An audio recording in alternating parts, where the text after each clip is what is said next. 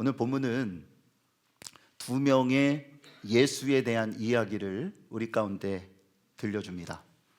한 명은 예수 그리스도, 예수님을 뜻하고요. 다른 한 명은 성경에 그의 이름의 전체가 기록되어져 있지는 않지만 예수 바라바, 지저스 바라바스라는 이러한 이 죄수에 대한 이야기가 지금 기록되어져 있습니다.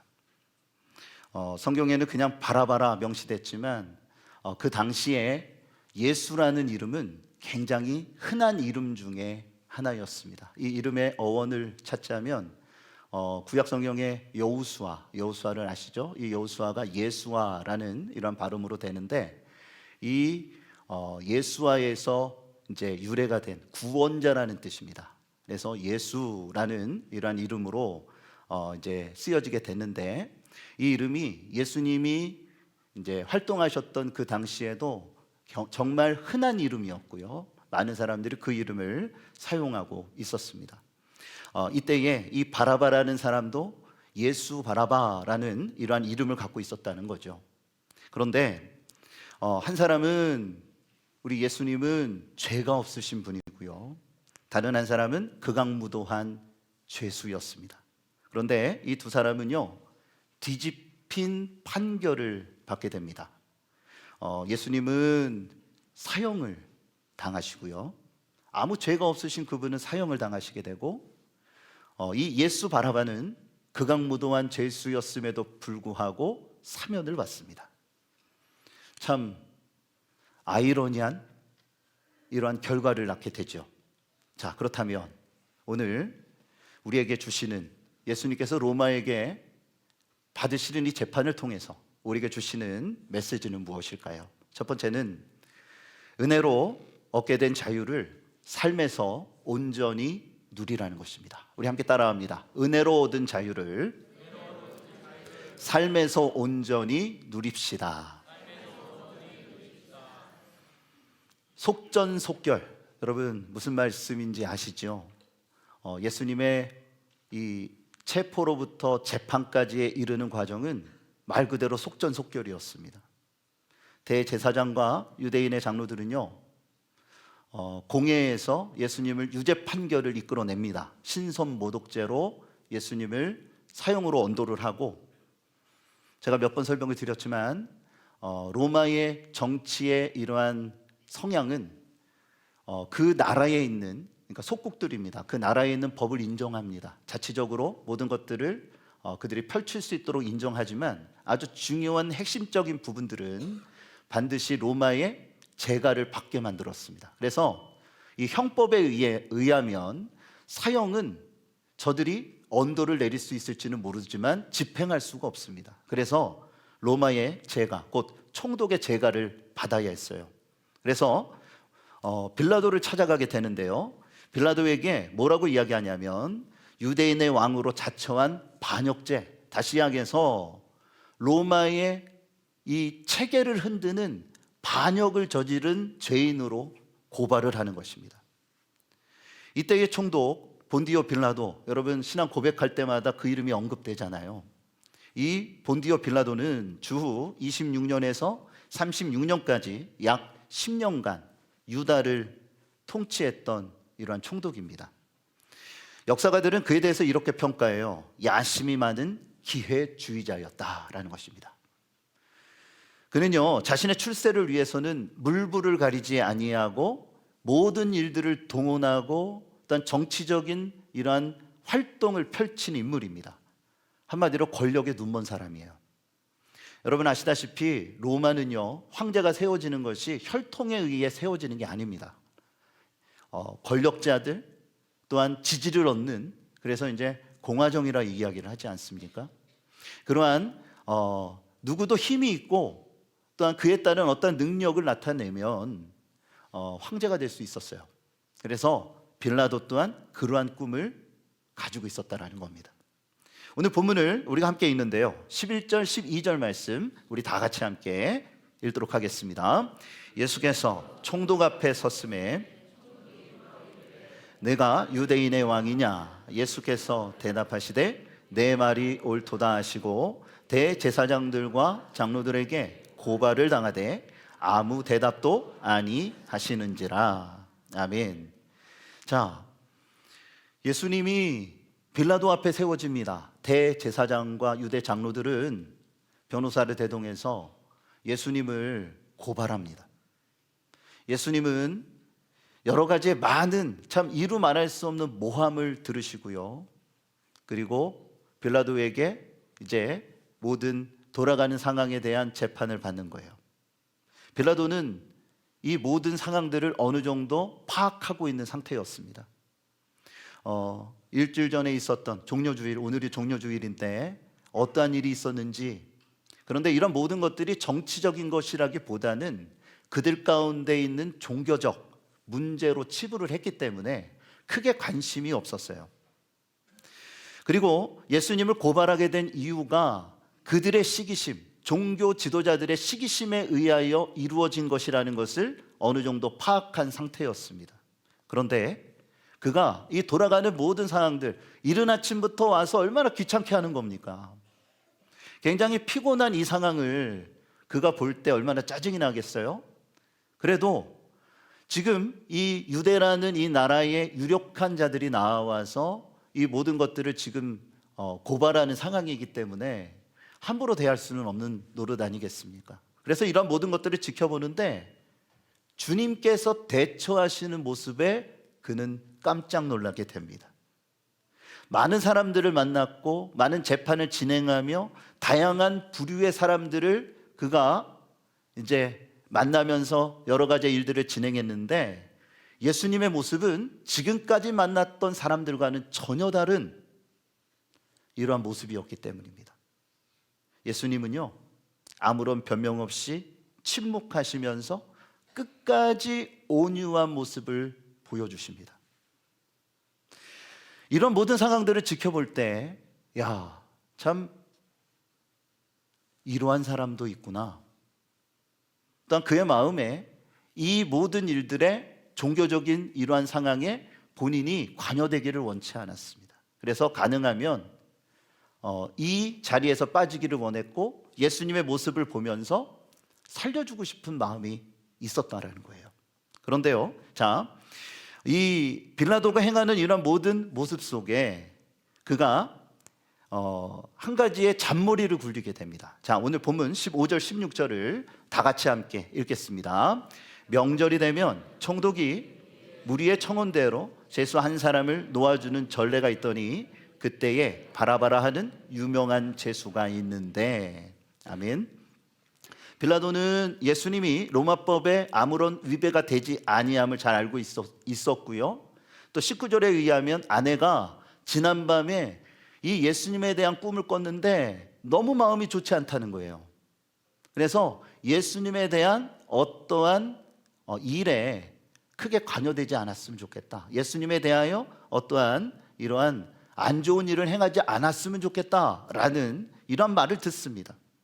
그래서 그가 선택한 게 뭐냐면 이겁니다. 백성들과의 거래였어요. 사실 총독의 권한으로 이 재판을 무효화시킬 수 있었어요. 이것은 너희들의 종교적인 문제니 정치적으로 이 부분을 가지고 나한테 와서 얘기할 필요가 없다 하면서 기각시켜버리면 돼요.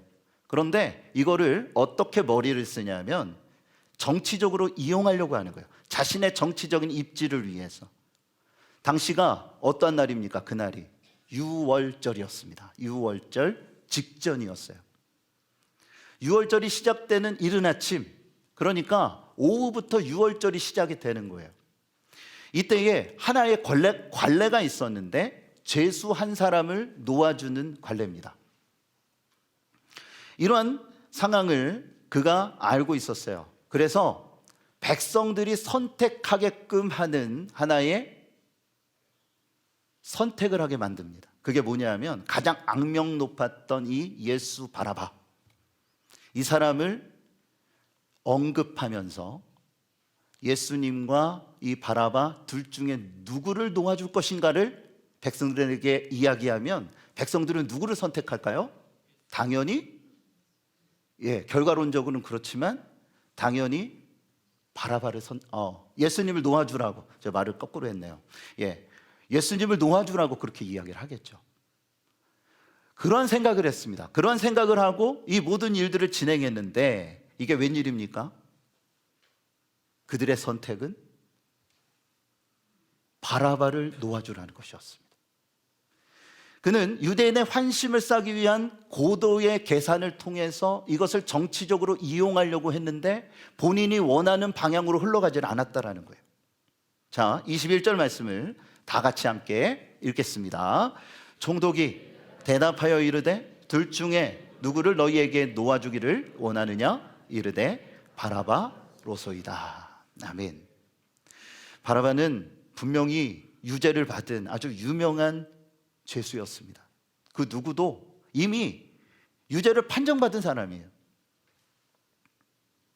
그런데요, 자기는 죽을 줄 알았어요.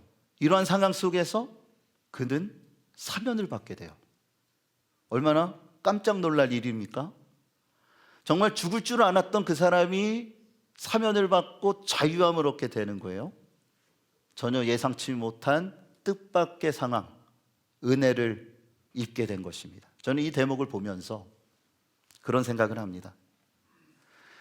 우리 또한 마찬가지 아닐까요? 우리는 하나님 앞에 섰을 때 명백한 유죄를 선언받은 죄인들입니다. 아담 때로부터 흘러왔던 그 원죄, 그 죄성이 우리 가운데 있고요. 이 문제는 우리 스스로가 인간이 해결할 수 없는 문제입니다. 그런데요, 바라바는 명백하게 죄를 졌지만 우리와 그는 좀 다를 수 있다라고 말할 수 있을지는 모르겠지만, 여러분, 하나님의 은혜가 우리를 구원하게 했고요. 예수 그리스도의 그 죽으심을 통해 예수님이 대신 나를 대신해서 십자가에 달려 죽으셨기 때문에 하나님과 우리 안에 있는 이 죄의 담이 허물어지고 하나님의 자녀가 되는 놀라운 은혜를 입게 된 거예요. 바라바처럼 우리 또한 뜻밖의 하나님의 놀라운 은혜를 입게 되었다라는 사실입니다. 우리가 그 은혜를 가슴에 깊이 새겼으면 좋겠습니다. 그 무엇보다 그 구원의 감격이 있었으면 좋겠어요. 제가 오늘 종료주일을 맞이하고 다음 주에 이제 내일부터 시작이 되죠. 내일부터 시작되는 고난주간에 한 주간의 말씀을 정리하면서, 여러분, 내일 이제 우리가 마태복음 오늘 101번째 로마에서 받으신 그 재판에 대한 말씀을 나누지만, 내일 저녁은 그 다음 이제 마태복음 말씀을 함께 한 주간 동안 계속 나누면서 부활주일의 말씀으로 이어갈 겁니다. 그런데 그런 생각이 들어요. 야, 너무 몸이 건조한 거 아닐까? 내가 정말 그 구원의 감격과 십자가의 그 은혜와 그 사랑을 내 가슴에 새기고 있는 걸까? 1년에 한 번 돌아오는 그냥 절기를 맞이하고 또 부활절에 축하합니다 박수하고 또 하나님께 헌금 드리고 또 교회에서 부활날 주니까 부활날 받아서 먹고 아니면 전도하면서 나눠주고 그러면서 지나가는 하나의 원래 행사가 아닌가라는 생각이 들었어요. 여러분 어떻습니까? 오늘 종료주일이라 얘기하는데 정말 날 위해서 죽으신 예수님이 십자가를 향하여 나아가시는 그 입성하시는 그 장면을 가슴에 새기고 그분을 정말 마주하고 있습니까? 그분을 맞이하고 계신가요? 또 오늘 말씀, 나를 위해서 로마에서 총독 빌라도에게 재판을 받으시는데 이게 그냥 예수님이 재판 받으셨나 보다 라고 생각하고 나와는 전혀 관계없는 거로 우리는 치부하고 생각하고 있는 거 아닙니까? 예수님께서 가신 그 길은 나를 위해서 가신 길입니다. 나를 위해서 그 죽음의 그 처절한 고통의 길을 가신 거예요. 이 받으신 재판도 마찬가지인데 그분의 죽음으로 인하여 내가 구원을 받게 되었는데 그냥 요즘은 모든 게 다 오토매틱으로 전자잖아요. 자동으로 가잖아요. 그냥 그렇게 구원을 받은 그런 거 아닌가라는, 아무런 감동도 없고 아무런 묵상도 없고 아무런 정말 감흥이 없는 나의 일상이 바쁘다 보니까, 힘들고 어렵다 보니까 나만을 생각하고 나만을 위해서 살아가는 제 자신을 봐요. 여러분들은 어떠십니까? 제가 뭐를 말씀드리고 싶으냐 하면, 예수님이 우리를 위하여 이 고난과 고통을 당하시고 십자가에 죽으심으로 그 은혜를 내가 바라바처럼 입게 됐는데, 그 은혜는요, 죄에서 자유함을 준 거예요. 자유라는 게 뭡니까? 자유라는 게, 자, 갈라디아서 5장 1절에 보면 바울은 이렇게 권면합니다. 우리 함께 읽겠습니다. 그리스도께서 우리를 자유롭게 하려고 자유를 주셨으니 그러므로 굳건하게 서서 다시는 종의 멍에를 매지 말라. 아멘. 그렇습니다. 바울은 율법의 멍에에 다시 빠지지 말아라. 그 멍에를 지지 말아라. 다시 세속적이여 참 죄악의 이러한 멍에를, 죄의 노예로 살아가지 말라 권면합니다. 그런데 우리는 어떠합니까? 진정한 자유자로서 하나님께서 주시는 은혜와 그 기쁨 속에서 내가 살아가는지, 아니면 나의 일과 나의 수많은 여러 가지 것들이 있잖아요. 거기에 내가 스스로 얽매여서 자유자가 아니라, 주님께서 주신 은혜와 자유를 누리는 게 아니라 속박받는 인생을 살아가고 있는 것은 아닐까요? 여러분, 은혜로 얻은 이 자유를 삶에서 온전히 누리실 수 있는 여러분의 인생이 되셨으면 좋겠습니다. 그 은혜로 우리 가운데 부어주신 그 사랑과 그 자유케 하심은요, 이루 말할 수 없는 거예요. 우리는 너무 편한 세상에 살잖아요. 이 메시지가요, 저 사회주의와 공산권과 무슬림과 이루 말할 수 없는 박해 지역에서 전해졌다라면 느껴지는 느낌이 완전히 달랐을 거예요. 옛날 조선시대에 이 메시지는 엄청난 혁명의 메시지였어요. 양반들은 아마 이 모든 것들을 수용할 수 없었을 겁니다. 우리 또한 마찬가지예요. 스스로 여러분의 인생을요, 죄의 짐을 짓게 하는 인생으로 만들지 마세요. 예수께서 우리에게 주시는 은혜와 자유를 온전히 누리셨으면 좋겠어요. 그것이 진정한 주님을 따르는 백성들의 모습이라는 것입니다. 구원의 감격이 항상 가득하시기를 주님의 이름으로 축복합니다. 두 번째, 삶을 통해 예수님을 세상에 제대로 보여주십시오. 우리 함께 따라할까요? 삶을 통해 예수님을 우리 옆 사람들에게 권면합시다. 세상에 제대로 보여줍시다. 여러분의 삶을 통해 예수님을 세상에 보여주는 그런 인생이 되어주시기를 축복합니다. 오늘 본문 22절을 다 같이 함께 읽겠습니다. 빌라도가 이르되 그러면 예수를 내가 어떻게 하랴? 그들이 다 이르되 못 박혀야 하겠나이다. 아멘. 자, 백성들의 반응은요, 빌라도의 예상과는 너무 달랐어요. 이미 종교 지도자들이요, 바라바를 선택하게끔 물밑 작업을 한 거예요. 주동자들을 군데군데 심어서 여론이 그렇게 흘러가게끔 만들었다라는 것입니다. 그러자 빌라도는 당황합니다. 이것은 자신의 계산에 없었어요. 이거를 통해서 자신의 이 정치적인 입지와 인기를 좀 높여보려고 했는데 자신의 의도하고는 전혀 다른 모습으로 갑니다. 찜찜한 거죠. 그래서 묻습니다. 23절에 보면은 그가 대체 무슨 일을, 어떠한 잘못을 했길래 이렇게까지 하느냐라고 묻지 않습니까? 그런데 백성들은 뭐라고 이야기해요?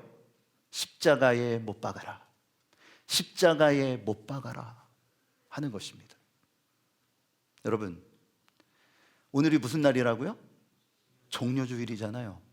종료주일에 어떤 일이 있었어요? 불과 일주일 전만, 일주일이 아니죠. 5일 전만 해도 어떤 일이 있었냐면 예수님이 나귀 새끼를 타고 예루살렘으로 입성하실 때 백성들이 종려나무가지와 자신의 옷가지를 깔고 그 또한 종려나무를 흔들면서 뭐라고 외쳤어요? 호산나, 호산나, 다윗의 자손이요. 그렇게 외치고 노래 불렀던 그들, 호산나를 외쳤던 사람들이 지금은 뭐라고 말합니까? 십자가에 못 박아라, 십자가에 못 박아라. 십자가를 연호하는 거예요. 너무나도 아이러니한 모습입니다. 사람의 모습은, 사람의 생각은 그렇게 쉽게 바뀌는 거예요. 우리 믿음은 어떠할까요? 빌라도는요, 이 사건을 통해서 오히려 밀란이 일어날 수도 있겠다, 자칫 잘못했다가는 이게 기회가 아니라 내 정치 생명이 끝날지도 모른다라는 위기감을 느낍니다. 그래서 어떻게 하냐면 이 모든 결과를 다 수용할 테니 이거는 나와는 전혀 관계없는 거다. 그러면서 물로 자신의 손을 씻는 의식을 행합니다. 선을 긋는 거예요. 여러분, 십자가를 연호했던 그 군중들의 모습과 또 자기의 뜻대로 되지 않으니까 손을 씻어버리는 빌라도의 모습을 통해서 우리는 무엇을 깨닫게 될까요? 우리 또한 마찬가지 아닙니까? 우리도 빌라도와 같을 때가 얼마나 많습니까? 안 그런 척하면서 계산적으로 우미웅하게 이익을 따라가는 이러한 행동, 이 모습이 사실 우리의 모습이 아닙니까? 유리할 때는 거기에 편승하고 그렇지 않을 때는 살며시 모른 척하는 것, 이것이 세상에서는 지혜라고 말합니다. 그런데 신앙은 그런 것이 아닙니다. 주님은 자신을 주셨건만. 여러분 잘 보세요. 사람들은 십자가를 연호하고 빌라도는 손을 닦고 손절하는데 이 상황 속에서 예수님은 어떻게 하고 계신지를 봐야 돼요. 이걸 놓쳐버리면 오늘 본문에서 주시는 아주 중요한 핵심적 메시지를 놓치는 거예요. 예수님은 어떻게 하십니까? 침묵하십니다. 한마디도 하지 않으십니다. 이 모든 것들을 다 몸으로 받으시는 거예요. 빌라도는 이렇게 선언합니다. 26절 다 같이 함께 읽겠습니다. 이에 바라바는 그들에게 놓아주고 예수는 책짓질하고 십자가에 못 박히게 넘겨주니라. 아멘. 바라바를 놓아주고 예수님은 채찍질하여 십자가형을 언도하는 빌라도의 모습. 그런데 여러분, 이 날이 무슨 날이라고요? 유월절이라고 말씀드렸어요. 유월절이 시작되는 직전입니다. 유월절이 뭡니까? 모세가 출애굽을 하게 되었을 때 하나님께서 애굽에 10가지의 재앙을 내리셨는데 10번째 재앙이 장자의 죽음이었습니다. 이 장자의 죽음은 이스라엘에게 열애가 된 것이 아니에요. 모든 동물들까지요, 첫째 되는 것은 다 죽는 거예요. 그런데 살 수 있는 길을 열어주셨어요. 그게 뭐냐 하면 어린 양의 피를 집의 문설주에 바르는 것입니다. 그러면 죽음의 천사, 죽음을 주는 그 천사가 그 집을 넘어간다. 유월이라는 게 그거예요. 내가 너를 넘어간다. 유월절입니다. 반드시 어린 양의 피가 필요합니다. 그 어린 양의 피가 있을 때 죽음을 면하는 것입니다. 그런데 예수님이 친히 하나님의 어린 양이 되시는 날이었다라는 거예요. 죄 없으신 그분이 인류의 모든 죄를 대신 지고 십자가에서 죽으셨다라는 거죠. 그렇게 주님은 묵묵히 이 모든 것들을 받아내시면서 심지어는 채찍질과 모든 조롱과 모욕을 당하고 십자가를 질 수 없을 정도로의 고통 속에서 십자가에 달려 죽으시게 되는 거예요. 불과 6시간 만에. 그런데 놀라운 것은 무엇입니까? 하나님의 은혜가 모든 자들, 예수 그리스도를 구세주로 믿고 그분 앞에 엎드리는 모든 자들에게 부어집니다. 그것이 무엇이냐 하면 구원이라는 거예요. 구원의 은혜가 부어진다라는 것입니다. 바울은 이렇게 말했어요. 갈라디아 3장 13절에 우리 다 같이 함께 읽습니다. 그리스도께서 저주를 받은 바 되사 율법의 저주에서 우리를 속량하셨으니 기록된 바 나무에 달린 자마다 저주 아래에 있는 자라 하였음이라. 아멘. 바로 이렇게 선포합니다. 예수 그리스도가 십자가에서 율법으로 저주받은 모든 자들의 죄를 사했습니다. 여러분 정말 믿으십니까? 예수님이 십자가에서 피 흘리심은 유월절의 완성이에요. 그래서 유월절을 지킬 이유가 없어요. 주님께서 스스로 희생양이 되셔서 하나님의 어린 양이 되셔서 십자가에서 물과 피를 다 쏟고 죽으셨다라는 거예요. 그러므로 유월절을 완성하셨어요. 얼마나 감사한 은혜입니까? 그 은혜를 입은 우리 모두는 소중한 사람들이에요. 왜요? 하나님의 자녀가 되었기 때문입니다. 여러분, 애플이라는 전자기기 회사를 아실 겁니다. 이 애플이라는 회사가 스티븐 잡스라는 이러한 지금은 작고 했지만 이러한 사람이 창업을 해서 아주 혁신의 아이콘으로 일어섰던 이러한 회사인데, 스마트폰을 만들고 뭐 아이팟과 또 맥북이라는 노트북을 만듭니다. 그런데 저들이 이 애플 노트북을 만들었을 때 벌써 이렇게 나왔네요. 저렇게 생긴 노트북입니다. 애플의 로고는 저겁니다. 사과를 한 입 깨물은 그거를 보고 이제 만들었다라고 하는데, 이 노트북을 만들었을 때 이제 제 얼굴 비춰주셔도 돼요. 이 노트북이 이제 접혔다가 화면을 보려면 이렇게 펴야 되잖아요. 이렇게 펴야 되는데 기존의 노트북을 만들었던 모든 회사들은 어떠한 이제 방법을 택했냐면, 이 노트북을 딱 접어놓으면 앞뒤가 어딘지 어디가 어떻게 열리는지를 헷갈려 한다라는 겁니다. 그래서 로고의 방향을 내가 이제 소비자가 바라보는 방향으로 만들었어요. 그렇게 되면 이 이제 모니터를 이제 이렇게 열게 되면 그 로고가 어떻게 될까요? 아까 사진 한번 다시 띄워주세요. 자, 이렇게 사과 모양이 제대로 나오는 게 아니라 뒤집어지는 거예요. 그렇죠? 뒤집어지겠죠? 이해를 못하시는 분들이 계신 것 같은데 다시 설명드릴게요. 자, 처음에 노트북을 만들었을 때는 이 뚜껑 여는 거에 대한 방향을 알게 해주기 위해서 그 로고의 모양을요, 소비자가 바라보는 모양으로 만들었어요. 그래서 한 입을 무르는 방향이 내가 봤을 때 오른쪽 상단에 있단 말입니다. 더 어렵게 내가 설명하는지도 모르겠네요. 그림을 그렇게 준비할 걸. 그런데 이제 그 노트북을 열게 되면 모양이 거꾸로 되는 거예요. 저쪽에서 바라볼 때. 나는 이제 바라볼 일이 없지만. 그런데 이 애플 마케팅 팀장이 고민을 하더니 스티븐 잡스에게 찾아가서 이렇게 말을 했답니다. 로고를 돌립시다. 소비자가 헷갈릴 수 있을지는 모르겠지만 그걸 금방 적응합니다. 다른 방법을 취하고, 이 뚜껑을 열었을 때 우리의 로고가 사과가 뒤집혀진 게 아니고 제대로 보일 수 있도록 만드는 것이 가장 효과적인 마케팅의 방법이라고 생각합니다. 그러면서 스티븐 잡스한테 제안을 했대요. 그리고 이 사람이 생각을 해보니까 그 말이 맞는 거예요. 그래서 불까지 켜지게 만들었어요. 그러니까 여러분, 이제 젊은 사람들이나 아니면 회사원들 필요하신 분들이 이 맥북을 쓰게 되는데, 이거를 쓰는 사람들이요, 자부심을 갖는 거예요. 사람들이, 그러니까 내가 쓰는 거에 대한 것보다 다른 사람들이 바라보게끔 만들게 하는 이러한 마케팅의 이러한 방법을 펼쳤다라는 거죠. 저는 이것을 보면서 요즘 이제 삼성이나 다른 모든 회사들도 똑같이 따라합니다. 그런 생각을 했어요.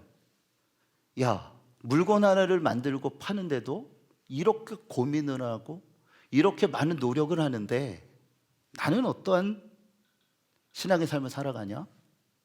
나를 위해서 예수님이 십자가에 달려 죽으셨고 나라는 존재를 이 세상에 세우시고 존재하게 하셨는데 나는 과연 이 세상 안에서 나의 삶을 통해 예수님을 제대로 보여드리고 있는 걸까? 그런 생각을 했어요. 제가 일전에 설교했던 예화 중에 이상하게 설교 메시지보다는 예화를 기억 다 하시는 것 같아요. 오늘도 또 애플만 생각하실 것 같은데,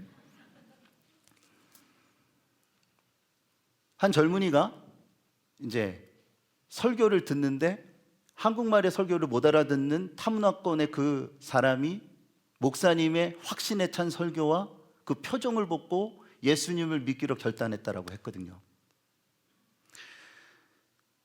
나는 그러한 목사인가라는 반성을 했어요. 제가 예화를 하면서 다시 한번 돌아보게 됐어요. 여러분은 어떻습니까? 여러분의 모습을 통해 여러분의 가족들과 또한 주변에 있는 사람들이 그래, 당신이 믿는 예수 나도 믿고 싶어. 당신이 받고 있는 그 구원과 그 복과 그 은혜가 당신을 보니까 나도 그렇게 믿고 싶은 생각이 들어 라는 그러한 모습으로 내가 살아가고 있는가? 여러분들이 그렇게 살아가고 계신지 다시 한번 생각해 봤으면 좋겠습니다. 여러분, 제대로 믿는 것만큼 제대로 보여주는 삶이 얼마나 중요한지를 인식하면서 살아가야 합니다.